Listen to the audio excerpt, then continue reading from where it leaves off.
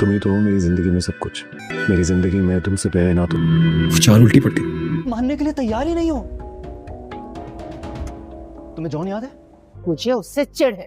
चिढ़ तो क्या, मुझे उस हमारी मोहब्बत के पीछे अपना सब कुछ बर्बाद कर दिया था। ना मुंह मत खोलना, वो तो शायद तुम्हें छोड़ गया। मैं तो ने हर गुनाह का इकरार कर लिया है, वो गुनाह जो उसने तुम्हारे साथ मिलकर।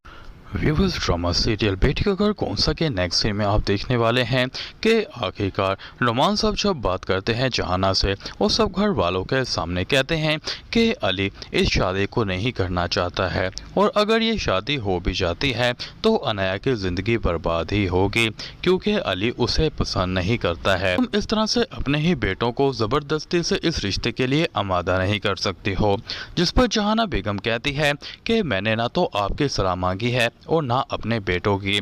मेरे बेटों के लिए क्या ज़रूरी है और क्या अच्छा है उससे बेहतर और कोई भी नहीं जान सकता है, इसलिए तुम अली की बातों में ना आओ।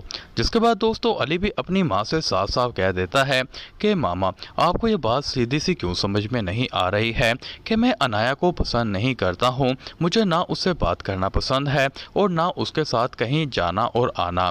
इस तरह से अगर मेरी उससे शादी हो भी जाती है तो ना मैं खुश रह पाऊँगा और ना ही वो। और तब आपको इस बात का एहसास होगा कि आपने कितनी बड़ी गलती की है हम उससे शादी ज़बरदस्ती करवा के।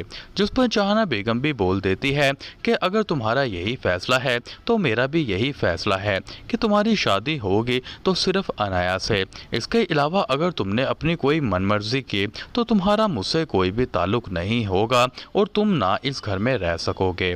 जिसके बाद दोस्तों अली भी अब फैसला कर लेता है कि अगर मामा को हमारी खुशियों की परवाह नहीं है तो हमें खुद के लिए खुद ही सोचना पड़ेगा। इसीलिए तो दोस्तों वो आयजा को फ़ोन करता है और कहता है कि अगर तुम्हारे घर वाले राज़ी हैं तो मैं तुमसे शादी करने के लिए तैयार हूँ और अगर वो नहीं मानते हैं तो हम फिर कोर्ट मैरिज कर लेते हैं।